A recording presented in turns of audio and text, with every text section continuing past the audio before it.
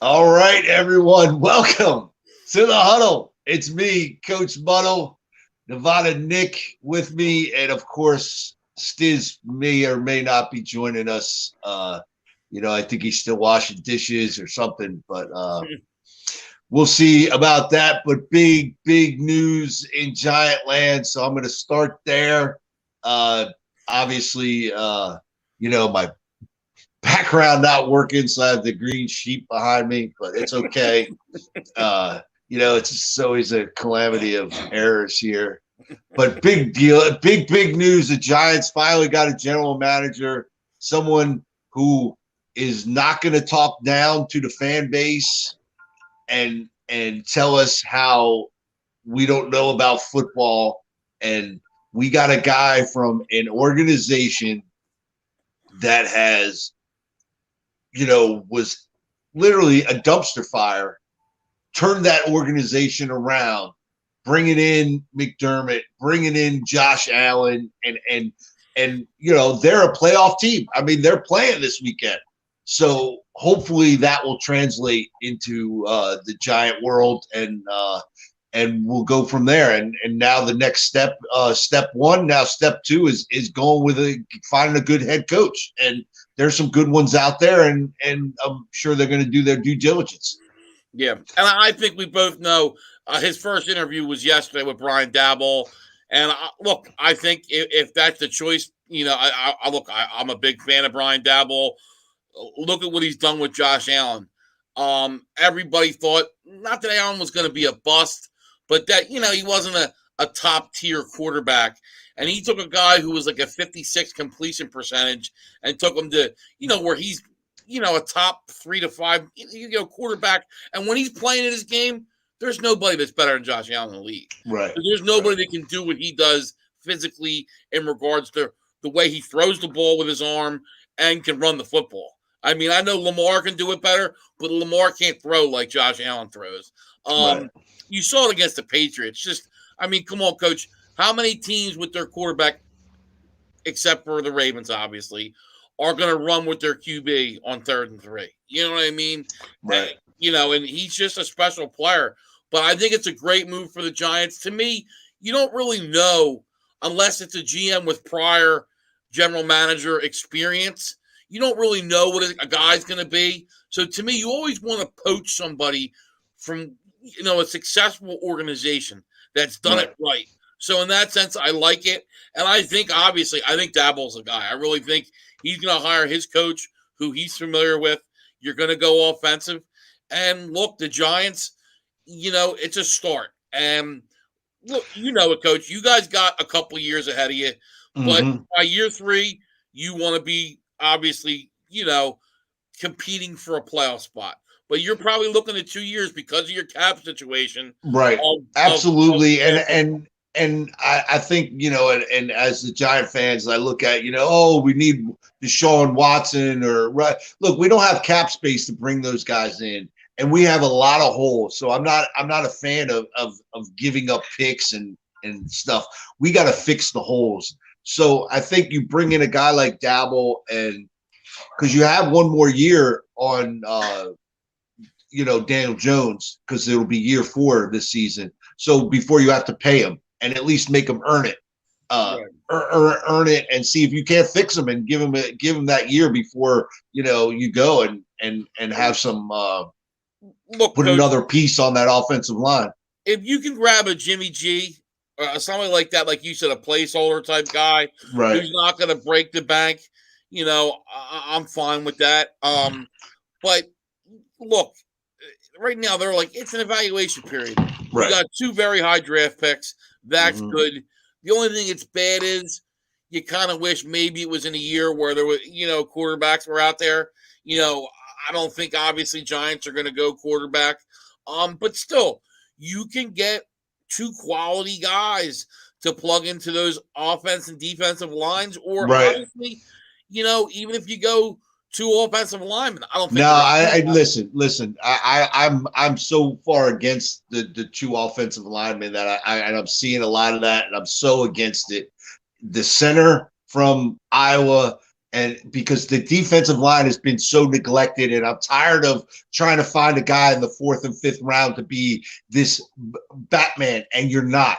There is a guy that's going to be there, okay, and he is the kid from Purdue, and I forget his name. Yeah, that's high though for up there. No, he's the 3rd defensive end. He's the kid from Michigan and the kid from Oregon are going to go 1 and 2. Right. That's going to be the guy, and I think that's where you go. You get a piece on the O-line, you get a piece on the D-line, and then maybe you get some other O-line guys. Somewhere he was going as low to the Eagles, though. That's what I'm saying. So, you don't want to reach. If you could go back and get some more capital, Coach, if you got absolutely. If you think he's going to be there, but my thing is those are my guys I'm targeting. I'm going to get them. It's not a reach if it's the guy that I'm targeting. You know what I'm saying? Well, it's playing the draft right. That's why you always gotta kind of look around and see what's going on. Like Howie did last year, where he moved back and still got his guy with Devontae Smith, who I think they wanted. Obviously Jamar Chase gets taken. I think that's who I think they wanted him when he was taken. I think they moved back and went for Smith. And look, Dallas was okay with that because they weren't going to take a receiver, and Dallas obviously gets Mekhi Parsons. So it works out for everybody. Obviously, Giants fans are upset, because you wanted Smith, but you get Tony. But still, to me, once again, another Gettleman mistake. Right, because why are you getting a receiver? Right. And they sit there and take Rashawn Slater, who's been great this year at tackle, for the Chargers. Yeah, but even if you took Parsons, even if the Giants went defense and took Parsons, how much better the defense would have been for the Giants, and kept you in some football games. You would. Who cares about that other pick now? You know what I mean? Basically, Tony's for your team, and you got a playmaker like Parsons. I mean, that changes the defense.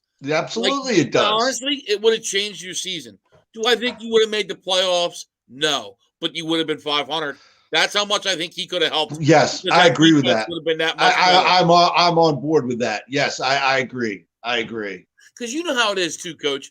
I think especially with losing, it becomes a culture, and it's like a snowball going down a hill. Yeah. And then it just gets worse and worse. It's quicksand. And you see too, where the drama starts. You don't have, when you're winning, everything's great. You know what I mean? There's never problems. You see the problems when you start losing, and that's when they come to the surface. And I think the Giants defense just would have been at another level. You know what I mean? Because you saw some times this year where the Giants defense hung in when was pretty good. And I think they probably would have been a better team and, would have won 7 or 8 games. But, been around 500. Well, you look at the first 3 games of the season, the Giants lost, were a couple of plays away, that those were close games that they just lost. And, What's up, James? So what's up, man? Yeah, it looks like a Giants and Mets fan there. And look, hey, I'm telling you, bet the Mets to win the World Series. It's going to happen in the next year or two. Well, dude, he's going to keep getting players, and he bring in what did he bring? Who did he sign? Scherzer? I'm forgetting. Yeah. Just came in. Are you suggesting the G-Men will be 500? They have Parsons? No, I'm not saying they'd have been they would have won 7 or 8 games. I know it sounds crazy, but look at what he did. I agree with that. Look at what he did to Dallas's defense. And I know obviously Quinn was part of that, but he's a playmaker. He changes how you can play defense, how you can do things. And I think you saw a lot of games where that defense kept them in it. Maybe they start the year better. I think obviously they would have been more competitive in the NFC East. It could have been a lot different. Absolutely. Jay? What's up, buddy? What's up, Jay? All right, now, Coach, let's get over to the Cowboys now, because that's the one thing I cannot figure out. How the hell does Mike McCarthy still have a job? I think it's because no one else wants to work for Jerry Jones. Yeah. I think it's out there and no one wants to work for him. I think it's a little bit more of Jerry Jones like having a puppet. That's what I mean. Nobody wants to work for him because he wants a puppet. And he knows, too, if he's going to go hire a coach, it's Dallas. So they want that name or that, glitz and glamour. And if he does that and you go get a Parcells, who Parcells isn't going to take Jerry shit. You know what I mean? He didn't. Jim It was a Harbaugh struggle. He isn't didn't. going to take Jerry shit, and I think that's part of the issue. I just can't believe.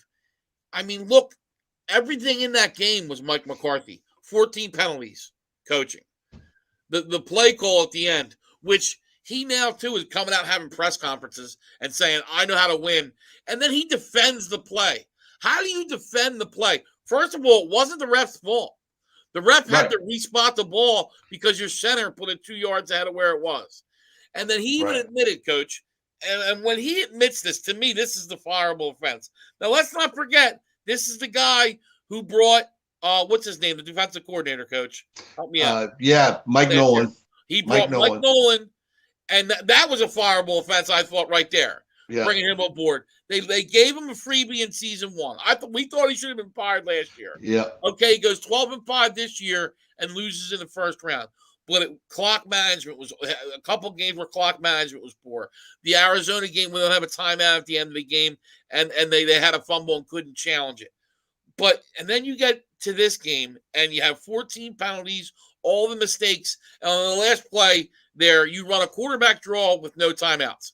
Now, he defends the play and says, we practiced that play. We had preparation for that play. It's a 13-second play. There are 14 seconds left in the game. So you had a play where you're giving yourself 1 second of error, and you're admitting that. You know how it is, Coach, in the NFL. Shit happens.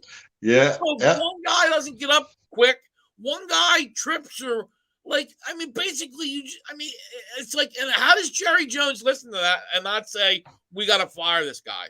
And 2, Coach, you got Dan Quinn very possibly going to get a head coaching job.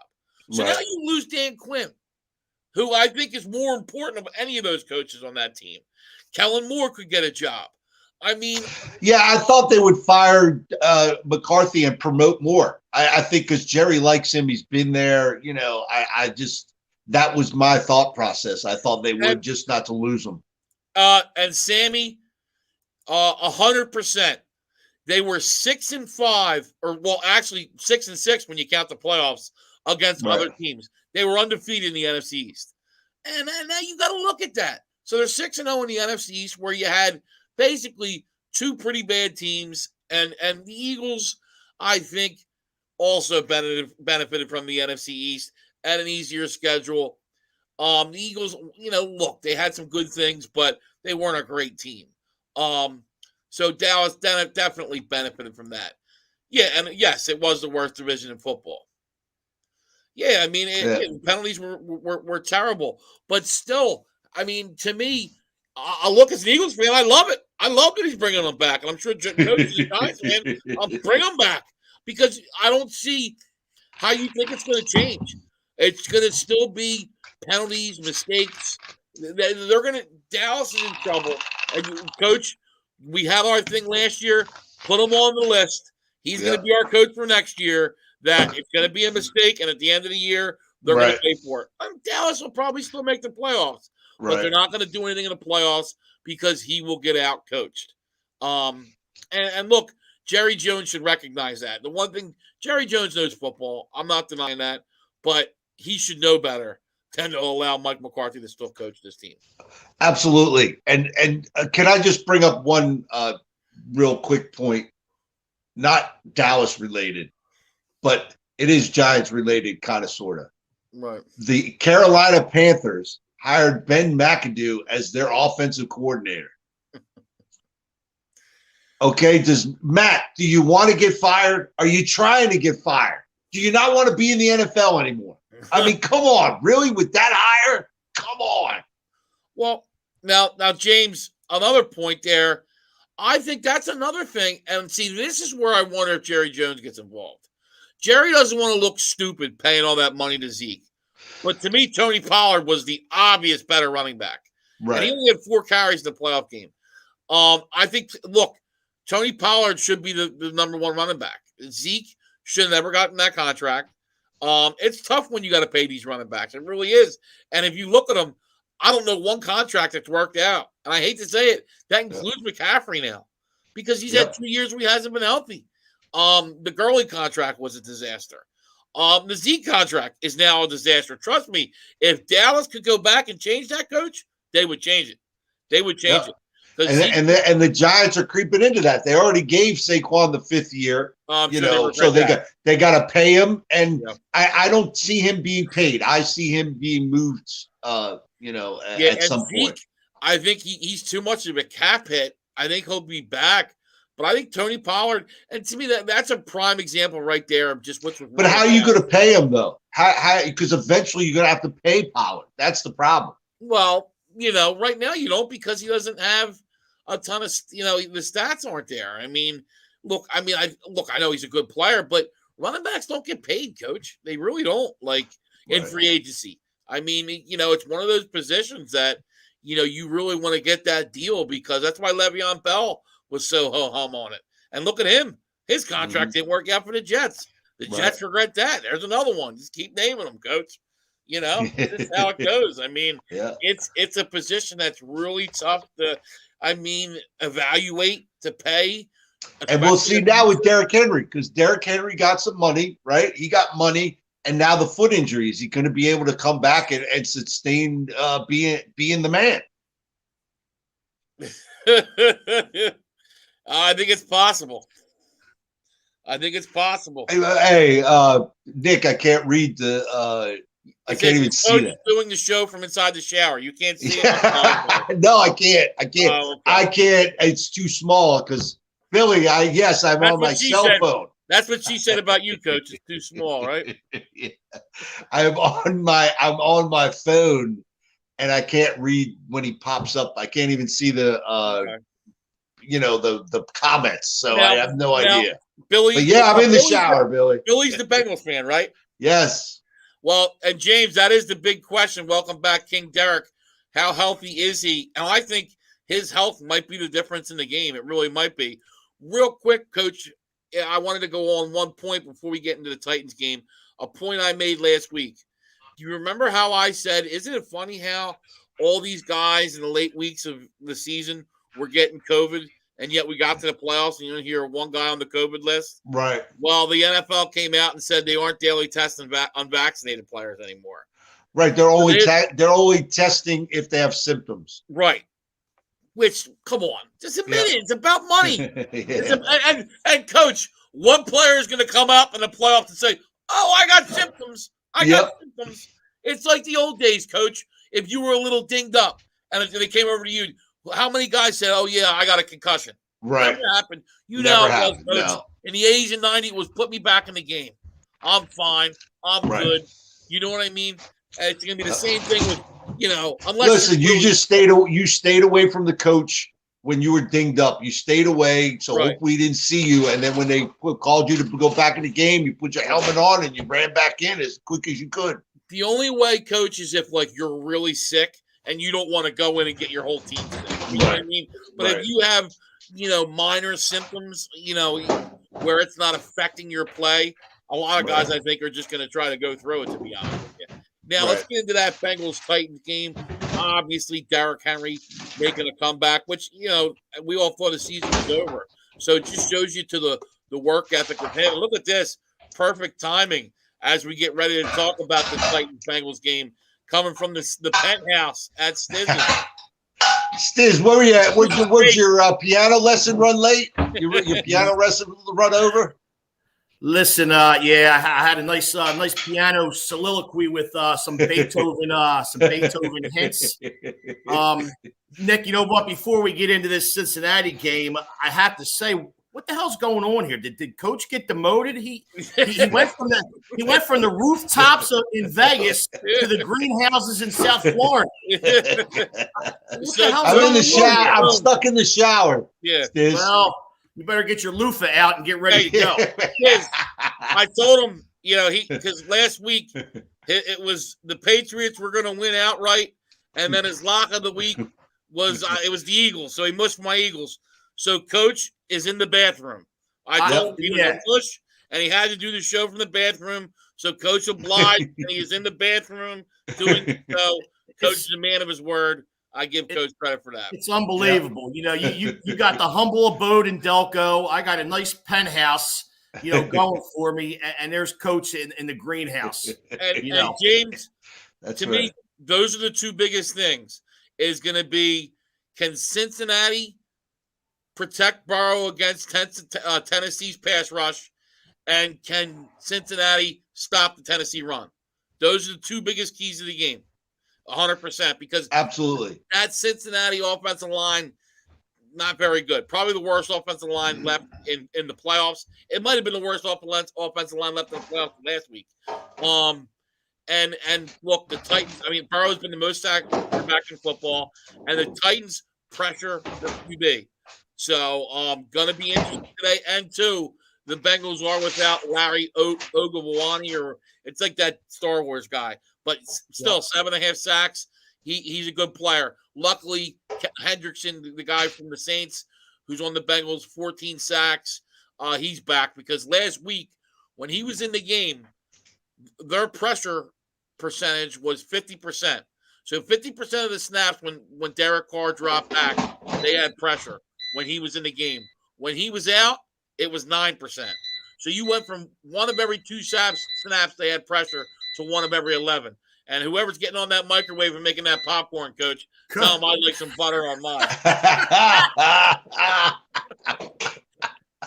All right, now look, guys, is this game? I mean, honestly, because I kind of think it is the health of Derrick Henry the difference in this game? I'll start with you, Stizz. Yeah. I mean, it definitely is. I mean, Tennessee already said that there's not going to be, that they're not going to hold him on a count on a run count today. They're gonna let him loose, but they're gonna keep an eye on him. They're gonna see how he looks. Look, he hasn't played in 9 weeks, right. So he's a little bit rusty. He took his first contact this Wednesday. He's got a steel plate in his foot. I mean, Derrick Henry's Derrick Henry. He's a beast. But yeah, that is going to be the difference. But listen, James, I love the point that you just alluded to. Top 5 rush defense for Cincinnati. So if they can contain him, they got a great shot to win this game. And we'll delve into that a little bit because what my bold prediction was last week, right? And we'll kind of talk more about that. So we'll see what happens. Right now, Coach. Is Derrick Henry's health the key to the game? It absolutely is. It absolutely is. I think I don't see Tennessee. They go as far as Derrick Henry takes them in the playoffs, and great. Cincinnati's a top 5 run defense, but they're missing a big cog in the middle of that defense. That's the question mark. Can they keep that hole plugged? With the injury to OB1. Yeah, and 2, they also, I don't know if he's playing, but one of their backup defensive tackle got hurt too. So I don't know if he's playing, but like I said, there's another one. And, oh my God, now he's making smoothies too. Yes, making. We got the whole thing going. We got smoothies going. We got bacon going, bacon on the popcorn there. Yeah, your favorite of an orange Julius, I think.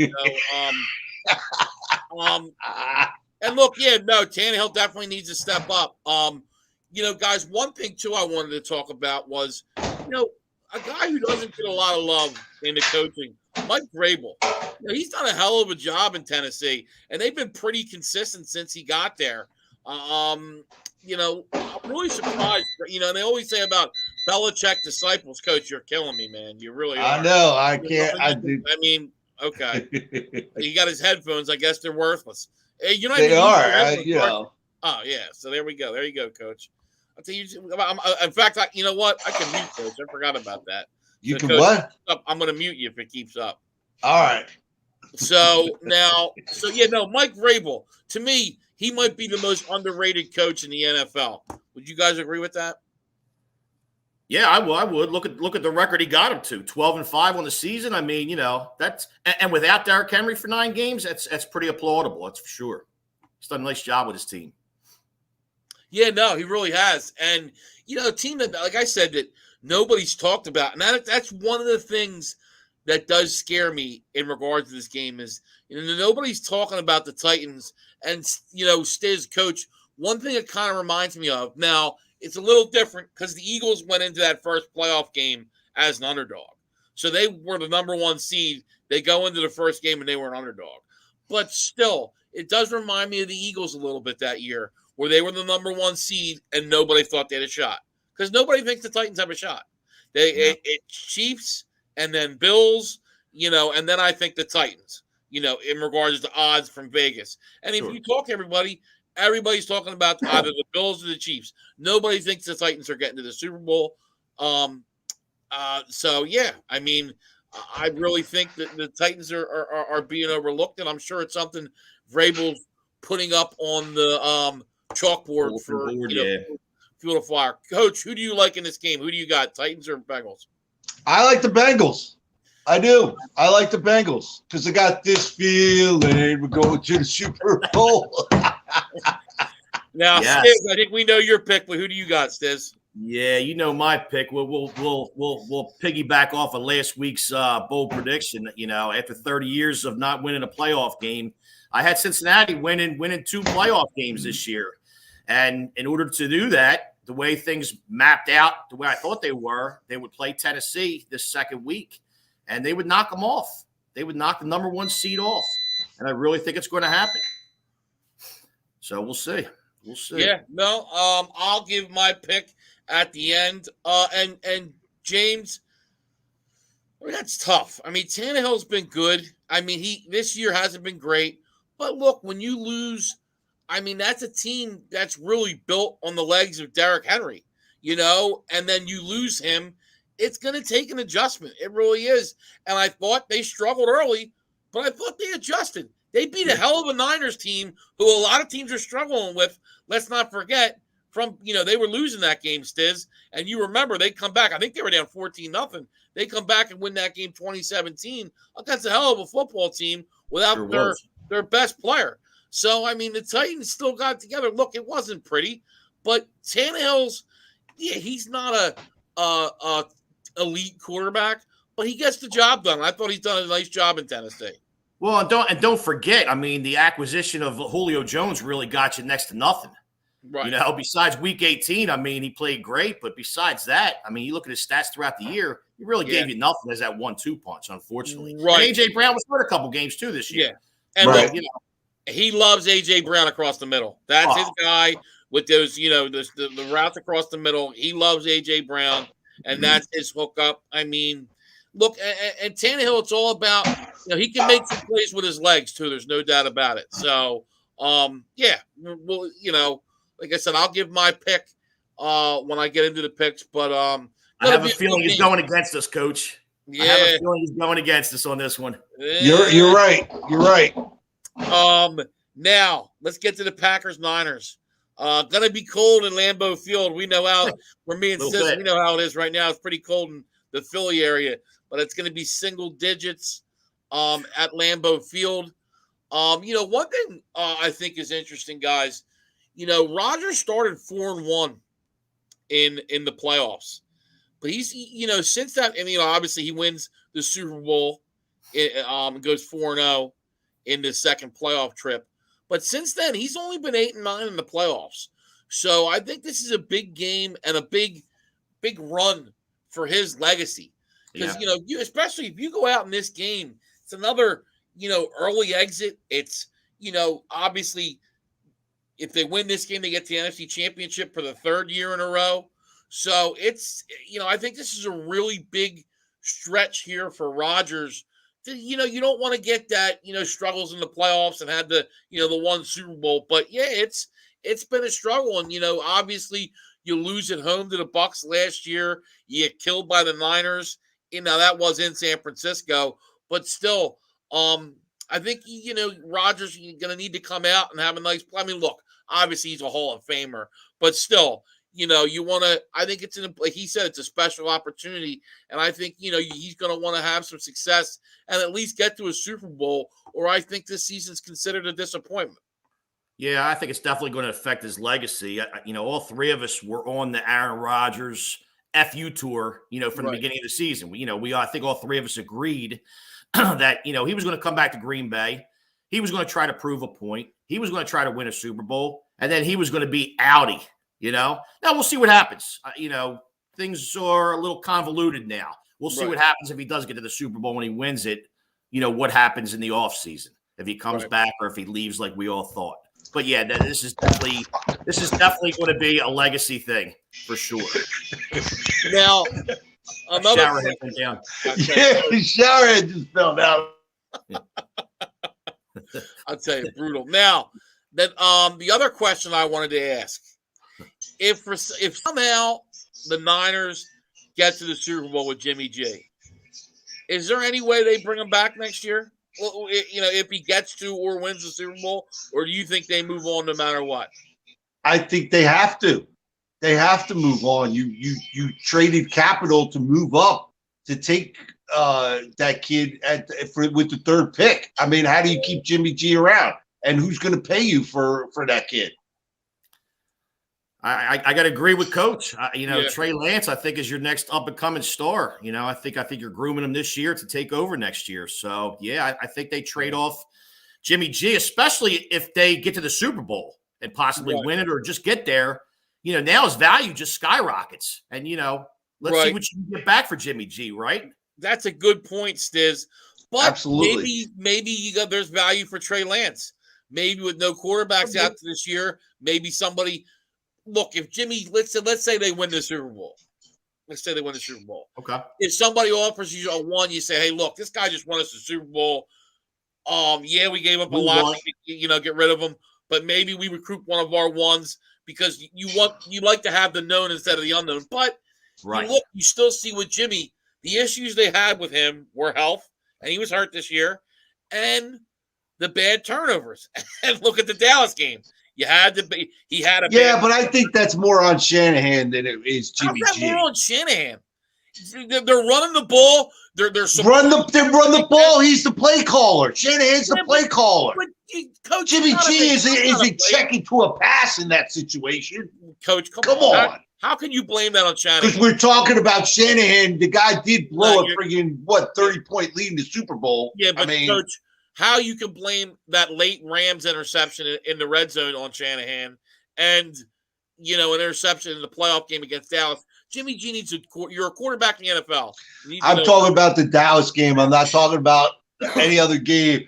I'm talking that Dallas game. They should have just been running the football. They had the lead. There's no need to pass the football there. Well, okay. Coach, you want to blame your coach because your quarterback throws a stupid pass. I mean, and the guy was wide open. Like he overthrew him. I mean, Stizz knows. We would mute Coach for the rest of the show. Just disruptive. But no, I think, honestly, I don't. If he wins the Super Bowl, I kind of agree with Michael Johnson. How do you have a quarterback that wins the Super Bowl and then move on for him? The last time that was done, I believe, was 2000 with the Ravens, where they got rid of Trent Dilfer for what was his? Kyle Bowler. No, it wasn't Kyle Bowler. Yes, it was. No, it wasn't. He was drafted a couple years later. You're such a dope. It was somebody else. It wasn't Kyle Bowler. He got drafted a couple years later.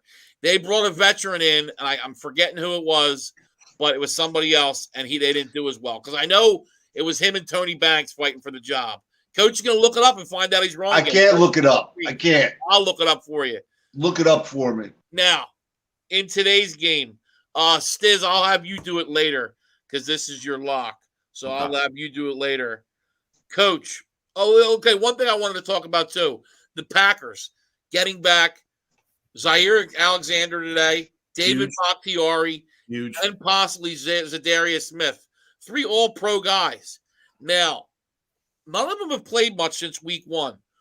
Coach, would you be a little concerned that you got, this many guys? I mean, you're talking all-pro guys, but still that, 3 players of that nature coming back in key positions at left tackle, corner, and edge rusher, coming back and haven't played since week 1. Would you be a little concerned? Yeah, of course, because Bakhtiari he played the last 2 weeks ago, I guess, in week 18 and had some issues. So he hasn't practiced for a while. So he still is a game time decision tonight. So I wouldn't. It is a big issue. When you have all pro guys like that who haven't practiced a lot, they haven't played a lot. There's some rust, if any. So And Stizz, would you be concerned? Yeah, I'm concerned, but I'd kind of rather see him on the field than off the field. Right. And there's a name on offense. I know you named 3 defensive players, but there's a name on offense who's coming back today too, in Randall Cobb. Yes. One of Aaron Rodgers, one of his favorite receivers from back in the day. He's coming off of IR, core muscle surgery. So, we'll see what he gives you today. In the couple games he played this year, he actually did fairly well. So, that's another pass catcher in his lineup, to add to that attack. So, yeah. And that'll help. Yeah, Coach, you ready? Elvis Gerback. Elvis Gerback. That was it. I thought Elvis was right before that. But yes, Elvis Gerback. Yes. Okay. Say, Nevada Nick, once again, you were right. You're right, Nevada Nick. Even your guy with the microwaves trying to give it the He's doing Morse code. He's doing Morse code. Elvis has left the building. Actually, I think this is Coach's lock, too. All right, yeah, so we'll wait to the end when we do the locks for who's going to win on this game with everybody, because it's Coach's lock and your lock, Stizz. I'll go with who I think is going to win. Look, and I said this in the beginning when the playoffs started for the Packers. I thought the Niners were the second best team in the NFC. I thought the Niners were the team that was the worst matchup for the Packers. And I do believe that. I really do. Just because they can run the football and how they play. We saw what happened 2 years ago. But I think you got the Niners coming off 2 really hard-fought games in the Rams game in Week 18 and the Cowboys game last week. You're going on the road on a short week, okay? They played last Sunday, playing obviously on a Saturday. I like the Packers today. I think Aaron's gonna, get it done. And look, especially the one thing they want to avoid is a rough start. You don't want the Niners getting ahead, getting that 7 or 10 point lead, and then be able to have those 7, 8, 9 minute drives and keeping Aaron off the field. That's the one thing you don't want to happen. So I think a quick start's important, but I mean, come on, give me Aaron, Aaron or Jimmy G in the fourth quarter. Give me Aaron Rodgers. I like the Packers today. All day, so, every day. Now I'm going to get into my picks. Obviously I just stated the one. So my first game, I'm going to go with Packers minus 5.5. I know it's some points, but I just think I think it's going to be a close game, but I think the Packers are going to put them away late. I am scared of that backdoor worthless cover. You always got to in a game like this, but I think the Packers, put them away, at some point in the fourth quarter. I'm going to take the Packers minus 5.5. And Stizz, you were correct in the other game. I did say Bengals, Bills, AFC Championship, but when the defensive tackle for the Bengals went down, it just changed something for me. Yeah. I got the Titans today -3. By the hook, it is 3.5. Okay. I just think the run game is going to be too much for the Bengals, and I also think that pass rush is going to overwhelm Joe Burrow. But look, I could see the Bengals winning this. I think this is one of the toughest games to pick. I'm just going to go with the more experienced team, the more experienced coach, and I'm going to go with the Titans at home. A team that's been doubted all year. I'm going to take the Titans -3. I like them. And then, look, my lock of the week, and then these guys will give their lock. I'm going to go with a 2-team teaser, okay, for my lock of the week. It's going to be Packers +0.5 and Bills +8 tomorrow against the Chiefs. Love it. Love it. I think that's a great teaser. So that's going to be my lock of the week. Stizz, go ahead, your lock of the week. I got Green Bay -5.5. I'm kind of on board with your description of the San Francisco, last couple games. Hard to win 3 games on the road, especially against tough opponents. Right. Going into the frozen tundras of Green Bay at Lambeau Field. It's going to be a tough. It's going to be a tough run. Green Bay beat them. If you remember, in Week 3 this season, on a last-second 51-yard field goal by Mason Crosby. Right. We're hoping Green Bay gets out early. Like you said, we don't want San Fran to get up early and Green Bay have to, come crawling back. We hope Green Bay puts it on them quick gets them behind. And if they do, listen, man, I'm going Aaron Rodgers over Jimmy G all day, every day. Right. So Green Bay -5.5 is my lock of the week. Coach, your lock. My lock is the 49ers. I think that spread's too high. Okay.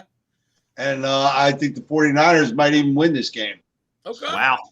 Yeah, because I just think that the 49ers are going to run the football and keep Aaron off the field. And you're going to see those 9-minute drives, and, you know, they're going to go from there. Limit Aaron's, availability. Yeah, that's a great – I'm sorry, Nick. No, I don't think that's out of that possibility. I would not be shocked if the Niners won this game. I would. No, it's a great game plan, Coach. I mean, that's I think what they're going to need to do to actually have a chance to win this game is to run the ball and keep Aaron off the field. I mean, we know. You know, you always keep them good quarterbacks off the field and limit their time. We see what they can do against you.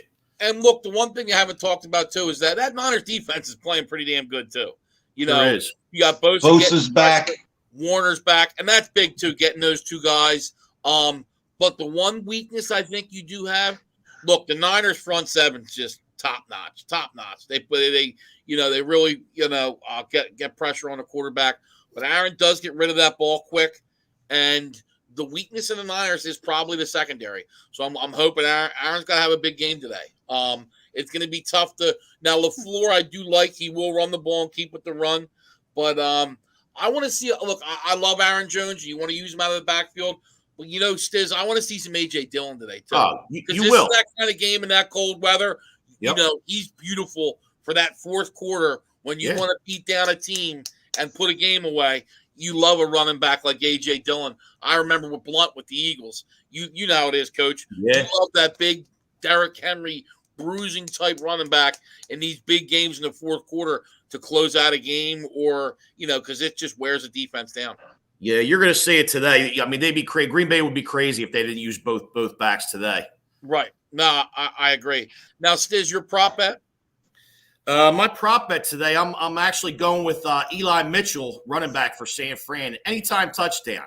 You can get him at +130. Like Coach alluded to, they got to run the ball, right? Now, we know Deebo Samuel's been a little trickery now, considered wide receiver for how many years now. Now he turns into a kind of a hybrid running back / receiver this year and is really doing well in the role. Unbelievable. So you're going to see Deebo with a couple end arounds like we've seen all year long, but you get to the 1 yard line, 2 yard line, I think you're going to see Eli Mitchell, the rookie, get into the end zone. So I'm taking him +130.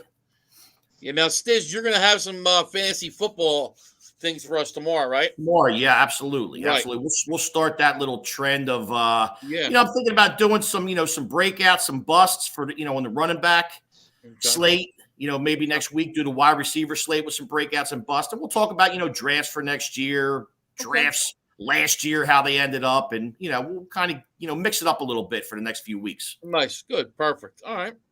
Coach, is he on? Yeah. No, I'm here. He's just sitting there looking at the thing. Did you wait for somebody to hit him a tail in the shower? Did you eat an edible brownie or something, Coach? I'm like, Coach is waiting for his robe and his slippers. Yeah, man, I'm waiting for the slippers. What can I do? All right, Coach, why? I don't have a prop bet, so why are you coming to me? Because you're going to take us out. It's over. Okay. I thought you were looking for me for a prop bet. No, no. I have one for tomorrow, though. I have one tomorrow. I have one for tomorrow. Okay, nice. I have one for tomorrow. So just make sure. Okay. My lock of the week is Coach is going to forget his prop bet by tomorrow.